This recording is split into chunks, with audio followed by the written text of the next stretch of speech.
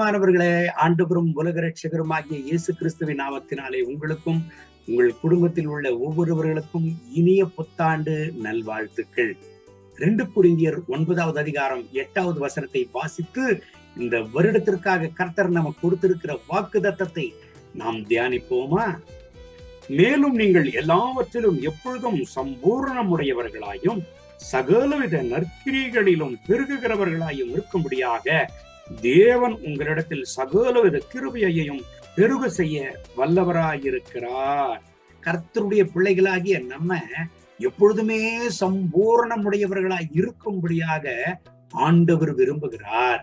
யோவான் எழுதின சுவிசேஷம் 10வது அதிகாரம் 10வது வசனம் சொல்லுகிறது, ஆண்டவராகிய இயேசு கிறிஸ்து ஏன் இந்த உலகத்திற்கு வந்தார் என்று சொல்லி பார்த்தால், அவருடைய பிள்ளைகளாகிய நாம் சம்பூர்ணமுடையவர்களாய் இருக்கும்படியாகத்தான் அவர் இந்த உலகத்திற்கு வந்தார்.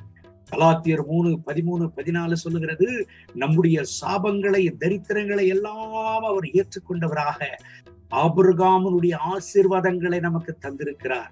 ஆசீர்வாதத்தில் எப்பொழுதும் சம்பூர்ணமுடையவர்களாய் இருக்கும்படியாக ஆண்டவர் நம்மை ஆசீர்வதிக்கிறவராக இருக்கிறார்.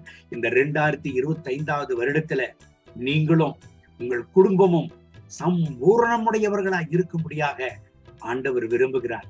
கர்த்தர் சம்பூர்ணமுடையவர்களாய் நம்மை ஆசீர்வதிக்கிற பொழுது என்ன நடக்குங்க? சங்கீதம் 65:10-11 சொல்கிறது, அவருடைய நன்மை நம்முடைய வாழ்க்கையில வெளிப்படும். கர்த்தர் உங்களை சம்பூர்ணமுடையவர்களாய் உங்களை ஆசீர்வதிக்கிற பொழுது நன்மையினால நீங்கள் செழித்தோங்குவீங்க. நன்மையினால் நீங்கள் செழித்தோங்குவீர்கள். கர்த்தர் உங்களை சம்பூர்ணமுடையவர்களாய் ஆசீர்வதிக்கிற பொழுது நீங்கள் கர்த்தருடைய நன்மையினாலே திருப்தி அடைவீர்கள். கர்த்தருடைய நன்மையினாலே நிரப்பப்படுவீர்கள். அநேக ஜனங்களுக்கு நீங்கள் கடன் கொடுப்பீங்க, நீங்களோ கடன் வாங்க மாட்டீங்க. காரணம், அவருடைய நன்மையினால உங்களை நிரப்புவார். உங்க வாழ்க்கை கர்த்தருடைய நன்மையினால நிரப்பப்படும். உங்கள் குடும்பம் கர்த்தருடைய நன்மையினால நிரப்பப்படும். நீங்கள் கையிட்டு செய்கிற வேலைகள் கர்த்தருடைய நன்மையினால நிரப்பப்படும். திருப்தி என்பது உங்க வாழ்க்கையில வெளிப்படுங்க. ஆண்டவர் அவருடைய சம்பூரணத்தினால் நம்மை ஆசீர்வதிக்கிற பொழுது 2வது காரியம் என்ன நடக்குங்க? 2 கொரிந்தியர் 8:2 சொல்லுகிறது, கர்த்தருக்குள் எப்பொழுதும் சந்தோஷமா இருப்பீர்கள். ஆமென். அன்பு தேவனுடைய பிள்ளைகளை, கர்த்தருடைய ஆசீர்வாதத்தின் பெரிய அடையாளமே ஆண்டவருக்குள் எப்பொழுதும் சந்தோஷமா இருப்பது தான். பிலிப்பியர் 4ஆம் அதிகாரம் 4வது வசனம் சொல்கிறது, கர்த்தருக்குள் எப்பொழுதும் சந்தோஷமாக இருங்கள் என்று சொல்லி.